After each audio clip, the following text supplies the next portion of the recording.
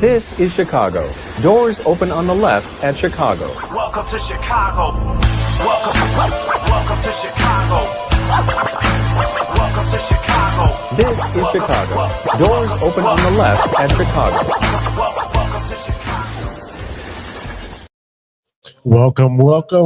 Welcome to Chicago. We are live at Casa Humilde 7700 in Madison, in Forest Park. Sounds, oh, yeah. You got an echo? Yeah, on your end. Try that one. Check 1 2. No. Check 1 2. Oh, is that, yeah, that's Is that better? Yeah, I can hear you now. All right, better. Move this over. And it is a TTNL and TCSF. There we go. Yeah, you Technical got it. difficulties. True Chicago sports fan TTNL pregame show for the Chicago Bears and the Detroit Lions game. It's the revenge game. Got to smack somebody today. Yeah, definitely got to smack somebody after they put 52 on us in week 2. Well, not only that, they taunted Ben Johnson the entire time. They did. The entire time. They taunted Ben Johnson. They taunted the Chicago Bears. You got that echo? Yeah, there's a huge echo. There's an echo. Yeah, I don't know. Yeah. Oh, because of this. Hold on. Yeah, turn that off. There you go. Is it off? I don't know. There it is. It should be there. We're fine. There Go it ahead. is. Run it. All right. Well, it's going to be a Now that banger. we screwed up the beginning. Well, we are live. Well, no, it's fine. Anyway, Bears, Lions. Bears, Lions. It's good. We're trying to secure the number 2 seed. The Lions are out of it. Yeah. So we're just gonna keep going. We've got some little bit of feedback going on with the speaker here. There we go. And it's gonna be a lively game. We are at Casa Humilde against 7700 in Forest Park. Great food, great beer. They're treating us great. We're already on beer number 1. Thank you to Jose and the staff here for taking care of us. Lovely, lovely people. It is going to be a packed house. Lots of reserve signs all over. So get here early. Lots of the tables are already reserved. And you're going to not want to miss this one here. So if you're not at the game, come on over and have a beer with us. The Bears and the Lions are going to be battling off. The Bears, again, for the number 2 seed. The Lions are going to be trying to play spoiler and not allow us to get up game. We good? Yeah, we're good. What? All right. Well, Bears inactives for today: Case Keenum, Nick McLeod, D-back, Ozzy Trapillo is out, offensive lineman. Odunze's out, Hippolyte, and Tryon Shikola. Yeah, Joe. Joe. Just call him Joe. Just call him Joe. The man's name is Joe, so he's out. And as far as for the inactives for the Detroit Lions, you got Alex Azzalone. Azzalone, my bad. He's Italian, bro. Come on now. I'm not Italian. You gotta come on. You gotta We're pronounce Spanish. it. Azzalone. K.O.'d. Oh yeah, give me that one. Yeah, K.O.'d. Awosika. Go with that. Yeah, fine. Thomas Harper, Dominic Lovelet, Aleem McNeil, and Peniel Sewell. Remember, we can't really pronounce half of these Oh, I'm horrible. exotic names. I I'm mean, horrible. even the Spanish ones. Yeah. I'm kidding. No, Okay. but Yeah, that's my shtick. even with the guys that are out right now, this is a must-win game. Number 2 seed in the NFC on the line. There's nothing else you could really say. You have to go ahead, put your starters out there.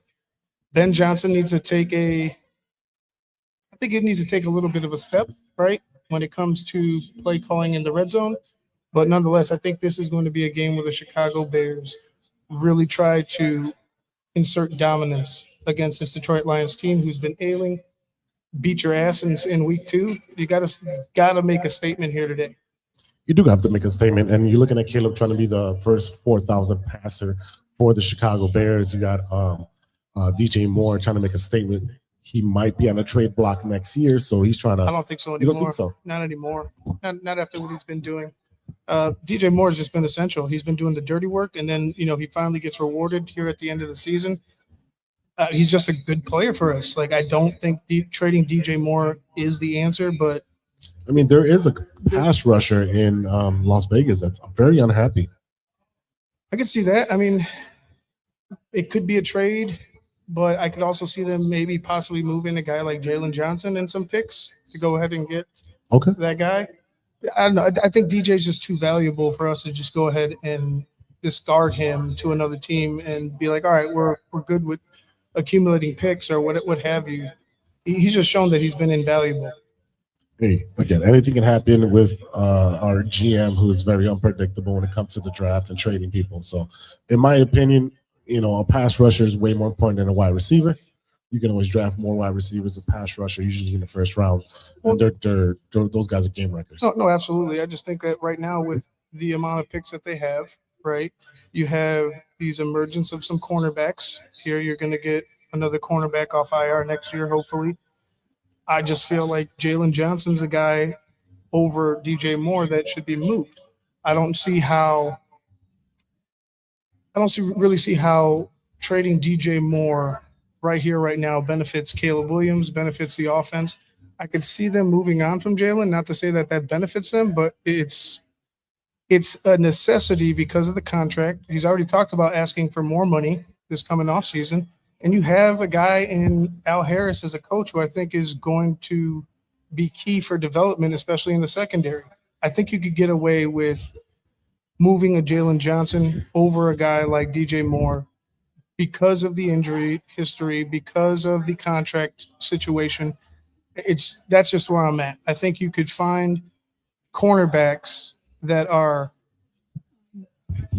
will suitable to go ahead and take up a roster spot and play well. I mean, you saw guys in like Nashawn Wright stepping up this year. You saw, Tyreek Stevenson maturity and in play take a bit of a step. I mean, he's been okay, but he hasn't regressed and he hasn't let what happened last year affect him this year. So I think, like I said, having Al Harris and having a coaching staff and a foundation that is clearly developing players is where I would go because of, like I said, most importantly, the contract issue with Jalen Johnson that is clearly going to rear its head this offseason. He's already mentioned it. You know what I'm saying?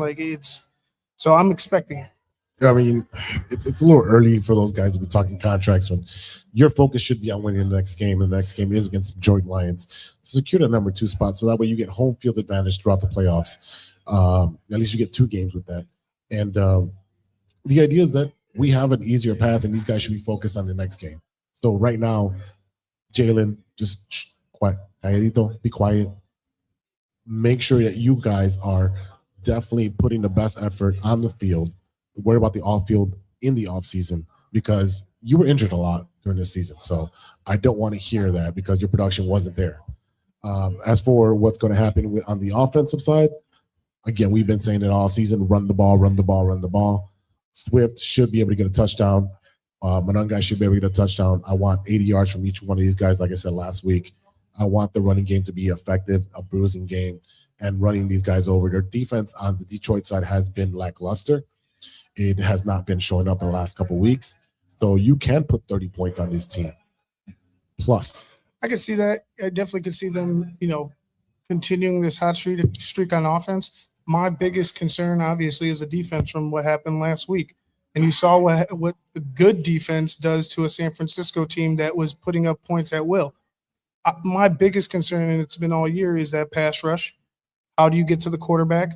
Even with sending 5 or 6 guys, 7 guys, you're still not getting there as often as you want. And it's frustrating. It's not going to change here now in week 18, but the biggest microscope will be this defense and the reconstruction of this defense moving forward with the draft, with potential free agents. There needs to be a huge emphasis on defense, in particular pass rush. It's just got to be the guys that you have right here. Montez Sweat, underwhelming, even though he's been playing a little bit better. Dexter, underwhelming. The one guy, the young kid got hurt. He looked like he was playing with a little bit of a motor, and unfortunately he got hurt. So it's like Austin Booker's looking a little bit better. He's I like what I'm seeing, but again, not consistent enough for me getting to the quarterback to say, hey, you know what, going into the playoffs, this defense is going to take care of business and we're going to be fine. It's been a worry for me all season long, Jose. You know it. Steve, when he pops in here, he knows it. Like it is what it is. Like, this is who they are on defense. They lack pass rush. They opportunistic with their turnovers.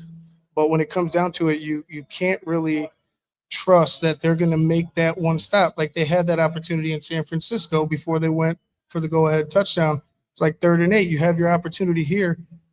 Nope, you can't get any pressure. The guy sitting there in the pocket finds a guy wide open. It's just the MO of the Bears front line. It has been the MO, and they've been depending too much on trying to get those interceptions, those turnovers. Well, they do lead the league in turnovers like that, but the issue is you can't depend on those. Those come when they come, and sometimes it's a lucky bounce, but you can't depend on those. And, it's a different game. When we get those 2-3 turnovers, we look like a great team, but when we don't, we look very mediocre on defense. And a part of it is the pass rush. So if the Bears were able to get to the Super Bowl, my biggest worry would be the pass rush, because if you're playing one of those good teams, like let's say, I don't know, Denver. Go to the Niners. Go to you. Just Just talking about the AFC. Look, if they got there, yeah, obviously, but any one of these teams can beat each other. Like it's just how I see this playoff run. But like you said, in particular, if you have an offensive line that is just solid in pass protection, you're probably going to struggle through the air. You saw that in San Francisco. You've been seeing it all year. Spencer Rattler was getting us at times. You had Mason Rudolph, catching fire. Joe Flacco lit us up. These guys that, aren't very mobile, even though Bears struggle with mobility, that aren't very mobile are sitting there picking you apart. So, again, when push comes to shove, like this offseason is in my opinion, it's a defensive focus offseason for Ryan Poles and this entire coaching staff. Yeah, definitely. And you know what? In my opinion, this game is going to be a player's game for their coach. They're going to be playing for their coach. And I had a surprise for you, but you got it. You opened your phone and you saw social media, so you saw what I was going to surprise you with. Yeah. And it was that Caleb walked into the building with a Ben Johnson high school jersey on. Mm-hmm. And you talk about a guy who is locked in step with his coach and loves his coach. That how much does that? I want to know where the hell you found that. I mean, he obviously had to get it remade, but yeah, that one. That's dope. I mean, that's cool. Like they have camaraderie. They are obviously in lockstep, like you said, building this thing together. Keep that going. Like that's the most dangerous thing I think going right now in the NFC is Ben Johnson and Caleb Williams, syncing up and trying to become one as far as this offense and the operation is concerned. Like it's very scary because like even after last season, we talked about Caleb's struggles and he still has struggles. He still has flaws. There's just huge steps. There's just leaps and bounds, right? Like there's actual coaching going on behind the scenes that is preparing him, right? That is getting him better. That's making him focus on the things that are going to elevate his game. So as long as as long as they're together, I feel like this Bears offense and this Bears team, led by Ben Johnson, is in good hands. It's time to go execute. It is time to go execute. And then again, we talked about what we're expecting. Does Caleb throw for 275 to break the record to get be number one on the list? Well, I mean, like I said, it's cool. Like I like it, and I want it as a fan. But if you win the game, you win the game, and that's what's most important. So, I'm not going to be disappointed because, like I said, there's obviously good things coming on the horizon. But yeah, it would be dope. Like it would be an icing on the cake for this regular season. Now you got to go bake another cake in the postseason and make a name for yourself there. But to close out the year and to finally have the guy, Mr. 4000. Nice, yeah, Mr. 4000. Awesome. Yeah, it'll be awesome. Start making the shirts right now, Mr. 4000. Put Bernie Mac's face on there. Now, but yeah, it'll be dope. It'll be dope to have that first guy set himself apart. He's the future, man. And if you haven't seen that yet, it's sad, I guess. I don't know. Yeah, I don't know what you have been watching, but he's definitely made his presence known and becoming the face of the franchise. Wide receiver DJ Moore and OZ will be 1 and 2. what are we looking for? Oh, Luther Burden's back as well. Yeah, Luther's there. Luther Burden. I'm sorry, but he's not. I'm looking at the depth chart. It's not on there. Luther is Burden is emerging as the number 2 wide receiver with the Chicago Bears. I'd say he's number 1. Well, in my opinion. Well, are you taking that away from Rome? He will be number 1. Is he going to surpass Rome? There's just things that Rome. Okay, there's things that Rome can do that he probably can't physically, but there's just that run after catch and the determination and that nasty that Luther brings. That's why I call him lethal Luther Burden, because every time he touches the ball, you're expecting now in particular, now that he's more involved, I'm expecting him to break at least 1 tackle and get some yak after the catch. So is it unfair to Rome because he got hurt? Not next really. man up. That's next man up. No, next man up. But we already knew the talent that Luther had, and like I said, there's things that Rome could do that are possibly better than Luther. But like when it comes to explosion and it comes to getting yards after the catch, Luther Burden leaps and bounds. Even I know DJ could do the same thing, but like, show me. You know what I'm saying? Show me now. DJ's been in recent times doing great, but Luther, as soon as he got opportunities, he was explosive. So on offense, are we looking for more of a wide receiver game or more of a tight end game or running game? Control the clock. Like I said, don't get away from your identity. You did that last week, I felt like. You've done that a lot of times where I feel you've gotten desperate and you think you have to go ahead and air it out all game long or all half long. Rely on that running game. Get these guys going, beat up the middle of that defense. And then, as that continues throughout the game, start taking your shots. Like, I don't think you have to go out there because of that 52-point blowout or whatever it was. Is that not what is it, bulletin board? Well, yeah, it's a bulletin board stuff, but like big old 52. But you got to execute, right? You got to execute the game plan. And if your focus is on, if you get too emotional, right? Let's say you got players that remember that and want to get back.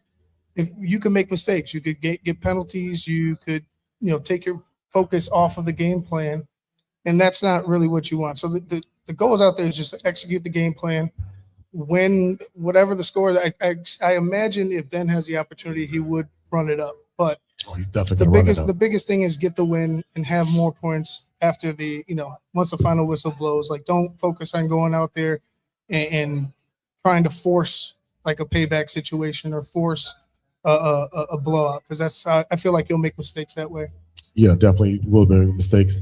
On defense, we've been talking about we saw that shootout last week, but at the end of the day, we couldn't make any stops, and that showed that the offense can hang with anybody in the NFL, but our defense can't stop anybody when it comes to that 2-minute fast offense. We can't stop anybody because we can't get to the quarterback. So we're looking at their defense has been decimated, and we're able to put some points on the board. But how can we shut down their offense? Well, it starts with their running game, right? You got to shut down Gibbs. You got to shut down Montgomery. After that, it's a kind of a flip of a coin, because even if you shut them down, with the lack of pass rush, I could still see Goff eating you up. And you got a guy like Jameson Williams. You got a guy in Amon-Ra St. Brown, Hawkinson, that can do damage to you. So for me, it's stop the run. Make sure you stop at least one factor of their offense, like they didn't do in San Francisco, where you saw McCaffrey running wild. Tackling, it needs to be better in this game than it was last game, because I felt like you had opportunities to bring a guy down short of yardage, short of a distance in the backfield, held for a sack, and you didn't do that. So whatever they did this week, I hope it was focused on finishing their tackles and defensively just being more aggressive than they were last week. Definitely. We are live at Casa Humilde 7700 in Madison. 7700 Madison in Forest Park. Yeah, there's no West on this because we're in Forest Park, no longer in Chicago. Great food, great beer. We're drinking the piñata. It's our favorite beer here. You want to show the crowd? I mean, it's starting to fill up. The bar is full. Oh, I don't know if it popped there. There it is. Yep. It's going up. It's going up. I'll move it Slowly around a but little surely. bit. Yeah. There you go. The other way. There you Yep, go. there you go. There you go. Going up. So it's starting to fill up. A lot of these tables are reserved for 3 o'clock, 3:15. So it's starting to fill up. And again, come on over, enjoy it. We've got a bunch of merch. Well, you got some merch, some Yeah, new I got merch. some, yeah. This is a limited edition run. Good, better, best. We got the outline of the bear, and on the back it says "Good, better, best," and the whole saying with our logo on the back. We got about 10 of those. Well, 9 now because I just bought one. Ready for sale. We've got the hats. You see them up here in front. And we got glasses and shot glasses and all types of cool stuff. But come on over and share a beer with us and enjoy the game with us. But again, we're looking to get a W to go into the playoffs. And if we win this game, we play the Packers at home for the 3rd time this year. Not to get ahead of the Lions. Not to get ahead. But would that be the preferable matchup for you? Or would you rather they were to lay off the gas and play San Francisco? Or there's no laying off the gas. Like it, to me, it's a loser mentality, especially right now when you have the momentum. Even with the loss last week, 2 losses back to back, in knowing you laid down in the second one, that's not going to sit well with me, and I don't think it'll sit well with the team. I don't care who we play in the playoffs, Packers. It's you have a shot against any one of these teams that are in the NFC, and I believe the AFC as well. It's just open. It's more open than I thought it was going to be this season. You've seen definitely chinks in the armor on teams that you thought were going to be, head and shoulders above the rest. right. There's opportunities there for all these teams to go ahead and make a run. For me, it's like I said, about executing the game plan, and really if the defense can make some type of a step, so there'd be some type of a switch up front that generates, even the minimal amount of pass rush, right? I think it'll be a different story. But for me, have that mentality of winning going into the playoffs. Don't go ahead and lay down for anybody, especially the Detroit Lions. You don't want to give them any momentum going into the offseason. You want to go ahead and, truthfully, you want to beat them down, right? I mean, that's what you want to do. But beat them down within the structure of the offensive game plan, defensive game plan. Don't go ahead and try to be a hero or try to, just do too much. That's how you, like I said, that's how you make mistakes. You're speaking of the lack of pass rush, but one of the things that it just popped in my head, we have not seen a lot of batted balls. These guys are not putting their hands up as soon as the ball's being passed. Are we not seeing that? I mean, we saw a few, but yeah, I would like more. It'll definitely be nice to have some more. It's like I said, there's going to be a complete overhaul of The defense. Yeah. There's just going to be players that are going to be moved, guys that might be a surprise move. It is what it is because of the inconsistencies, man. It's there. We're leading in turnovers, and great, right? It's a part of their mentality, right? I feel like turnovers and trying to get turnovers are part of the mentality, Right. But again, that's too far, few and far between. You got to be able to consistently do something well, and that's, in my opinion, consistently would be the pass rush. If you have great pass rushers, great rushers, you're going to cause problems at the line of scrimmage, and that's where you win. Yeah, and I completely agree with you that the defense is going to have to make a statement today and shut down at least one of the facets of the Detroit offense. Before we get into keys of the game, and I was waiting for Steve to jump in here, but looks like he's being held up. I thought I sent them. Well, yeah, he's being held up. It looks like he's got to make an appearance at Soldier Field, so that's probably why he's not joining us at the moment. But if we're looking for players of the game, for me, it's got to be Loveland and Komet. I need 60 yards combined from both of them. Get those two guys to catch and get some yards after the play, some yak. And I want Loveland to get a touchdown. I want one of the running backs, if not both of the running backs, to get a touchdown. And I need Caleb to have a clean game, which means I need him passing over 70%. I want him to be able to dictate what's going on the offense. And I want them time of possession.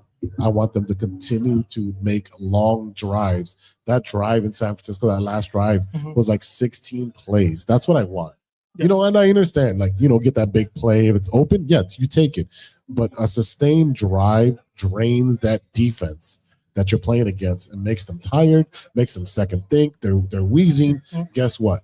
Now you got them in your pocket. Yeah, I'd like to see a little bit more no huddle, or maybe A faster paced offense. Maybe you throw in like 3-4 plays, right? If you can continuously hit those plays, you do those fast, like no huddle, and then maybe you go into a huddle, like a kind of a hybrid type of approach. But Right.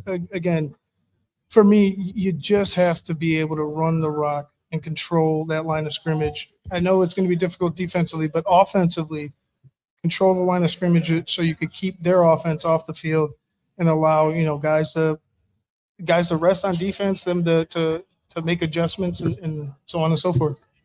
Ivan, who are going to be your players of the game? Hey, we'll Steve's in the house. Before we get to that, let's get Steve in here. What's up, Steve? Yo, what's going on? Oh, How the hell I didn't know what time the game was? That's oh, I think we can't hear you at all, Steve. I'm here. Try it Can now. you hear me? Oh yeah, we got you now. Yeah, I said I don't know how the hell I didn't know what time the game was. I've been on another planet today. I think it's the fact that I got to go back to work tomorrow. Trying to think of anything else, but Me and you both, brother. yes, Jose's struggling over I'm here. struggling. Too.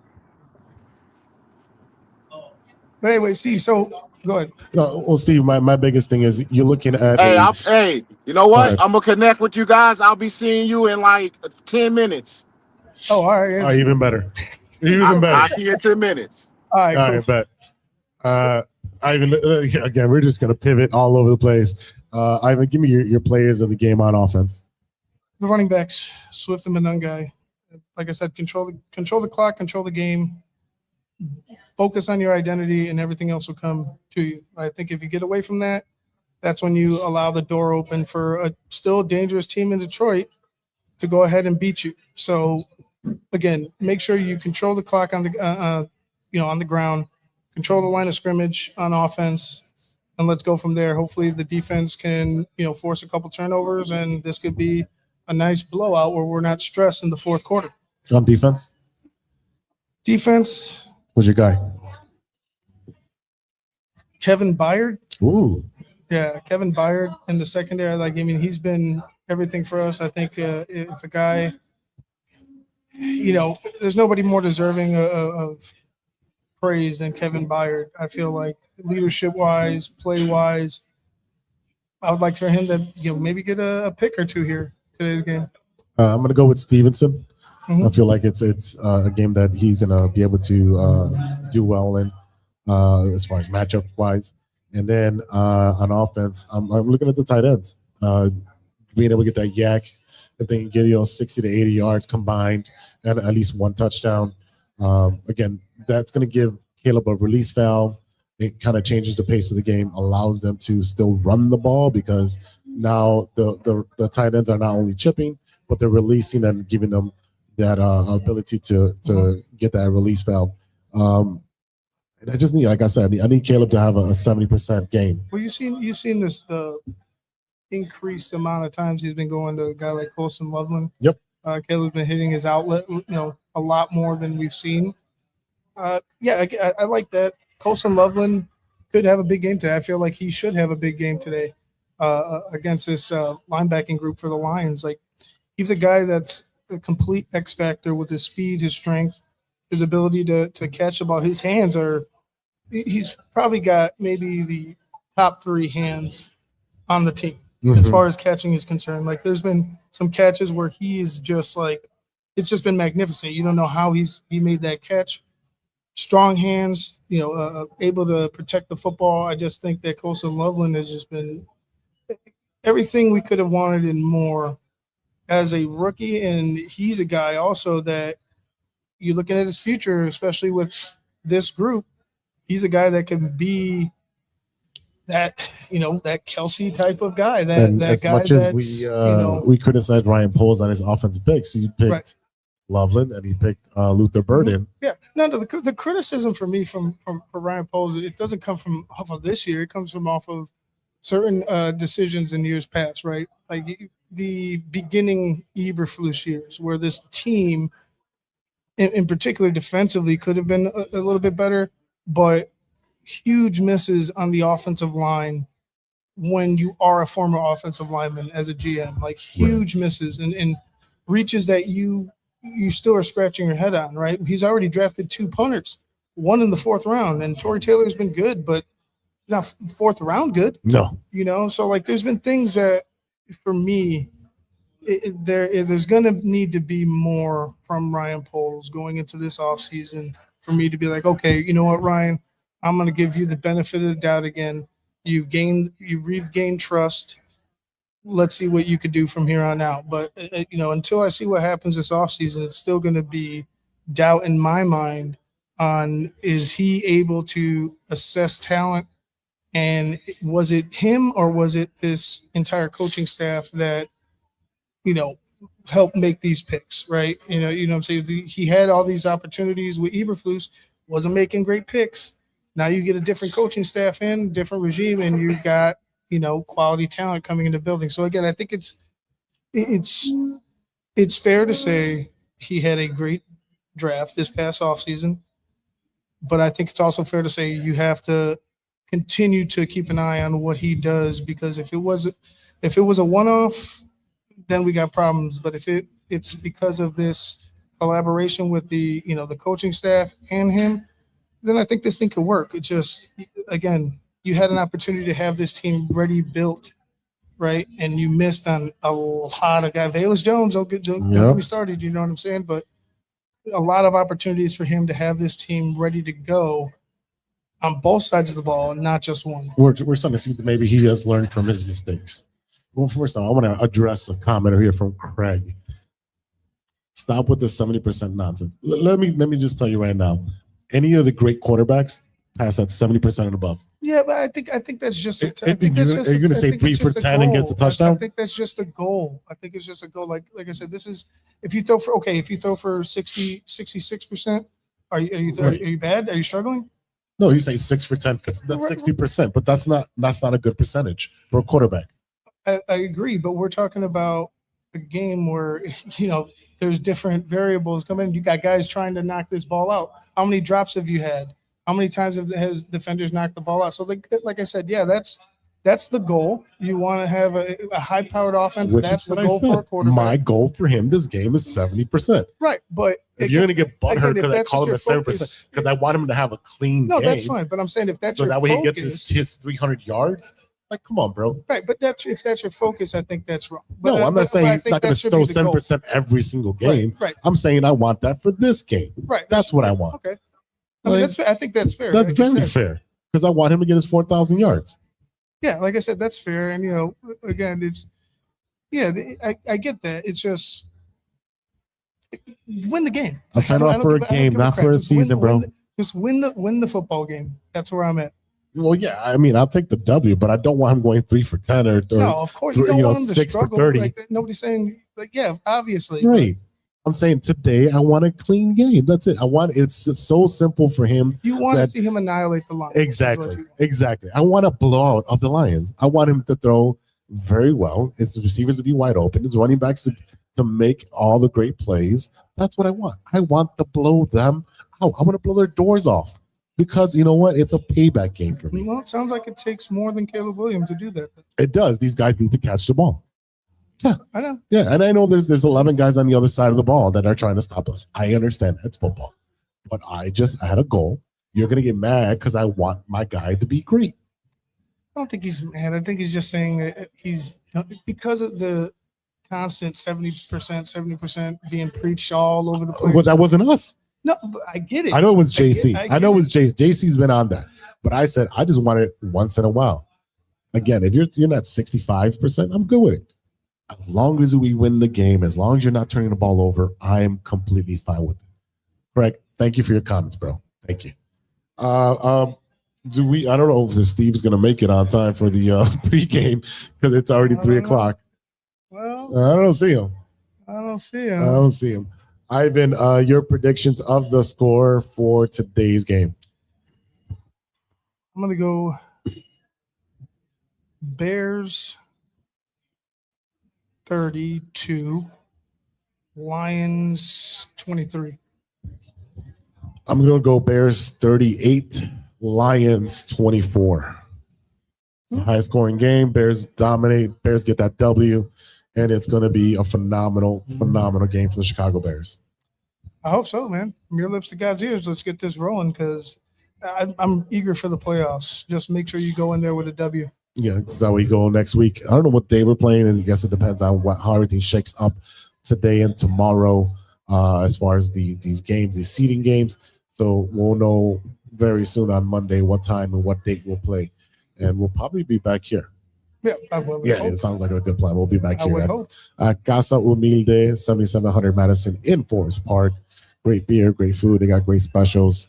They got bucket specials. Look at that. It's filling up. People Look at that. It's filling in.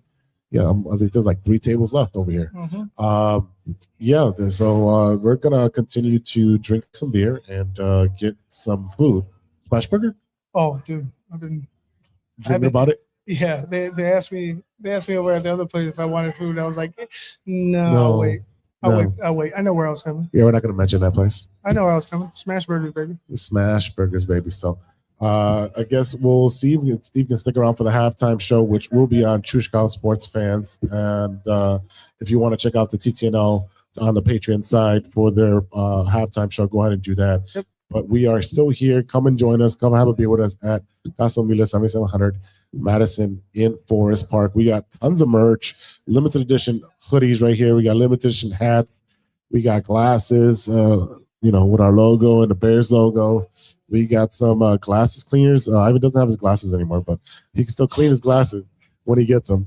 We got shirts. We got TTNL shirts. We got TCSF shirts. We got shot glasses. We got pint glasses and rock glasses. So come on over, support the show, and let's have a good time. And bear down, baby. It's always funny trying to explain why I don't have my glasses to people. But that's not a PG story. Anyway, not a PG story. Anyway, bear down, guys. Bear down, baby.